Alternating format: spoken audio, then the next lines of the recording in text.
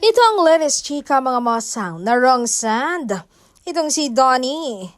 Pangilinan sa kanyang kaibigan ang sabi niya raw forever mahal. Tawang-tawa daw ang aktor pagkabukas sa kanyang cellphone. Nagulat daw siya dahil hindi naman daw mahal ang tawagan nila ng kanyang nobya.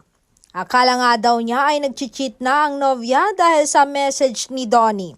Sinagot daw ni aktor na wrong sand bro. Para kay Bel yan, no? Yung message mo sa akin.